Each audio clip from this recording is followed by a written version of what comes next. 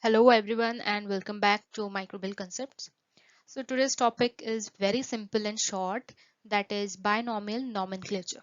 Okay, very important in microbiology because we deal with lots and lots of scientific names of microbes, right? So before starting to this topic, if you are new to my channel, then just a gentle reminder to like my videos, share my videos and do subscribe to my channel and hit the bell icon so that you will get notified with the new video that I upload. Okay, so Carolus Linnaeus. Okay, so he is also known as father of taxonomy.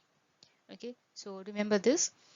This is a naming system that was given by Carolus Linnaeus, or it was proposed by him, the scientist, right? So, which is called the Linnaean system as well of the binomial nomenclature, and it was established in 1750s.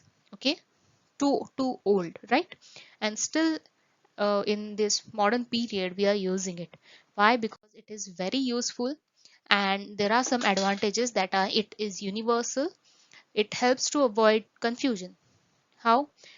There are different languages that on earth we people use, right? So to avoid confusion of a one particular given name of a particular animal, depending on the region wise or the language or the native language, the name can differ. So to avoid this confusion, a universal scientific names were given. Okay, and it is very helpful in identification.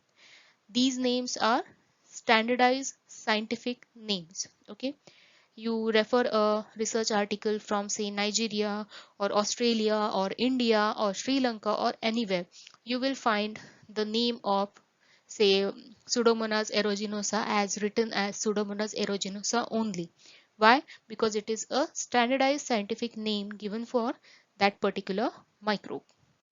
Another advantage of this binomial nomenclature is it helps to show relationship between closely related organisms also. Okay, so how? So under a genus say Bacillus, there are different species, right? So the genus is the main group of gram-positive rod-shaped bacteria that we know.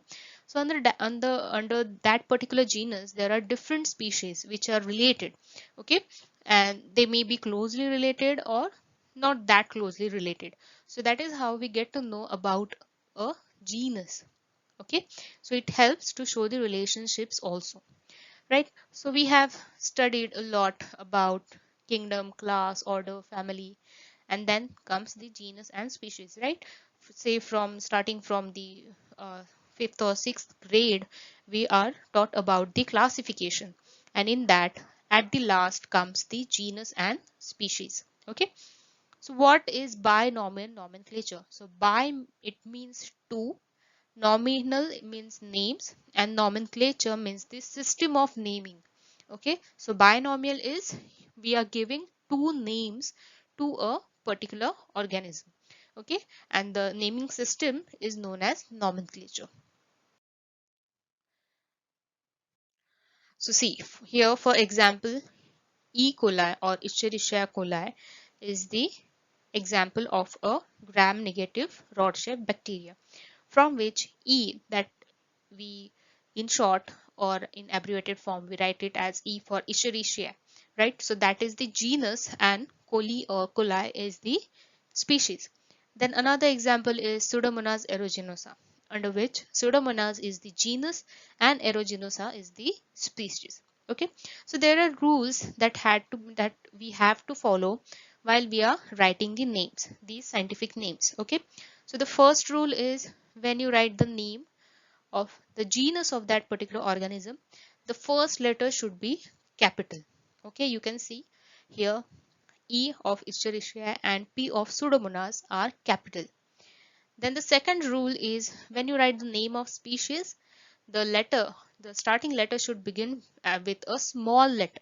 Okay, we write the genus with the capital letter, starting with a capital letter, and species starting with a small letter. Okay, that's the rule that you have to follow in all the scientific names that you write. Okay, so next is when printed. Okay, when you type on your say laptop and you get the printouts, or when you read a book, you see that these scientific names are given in italics. Okay, and those are not underlined. But when we handwrite the names on a book, we have to follow this rule. We have to underline the genus and the species separately. Okay, so that is the rule and we have to follow this. So when you are studying in say BSc, MSc, you write lots of names during your regular classes, making your notes in your exams. Then when you go in masters and you have to submit your thesis, there comes this part where you have to follow the rule for the typing and printing the scientific names. So each and every scientific name in your thesis should be in italics. Okay, moving further, say you got a job in pharmaceutical industry.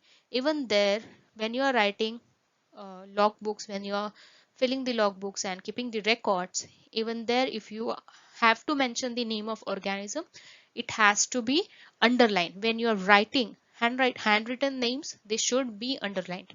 Okay, so these are the rules which you have to follow lifelong, no matter what you are doing, what you are studying, what you are uh, whether you are doing a job or whatever else.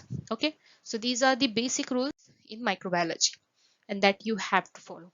So this was a very short video on binomial nomenclature, and I hope this video is helpful to you all. Do like my videos, share my videos with your friends, and even tell them to subscribe my channel, and you also subscribe my channel if you haven't not. Okay, so thank you for watching.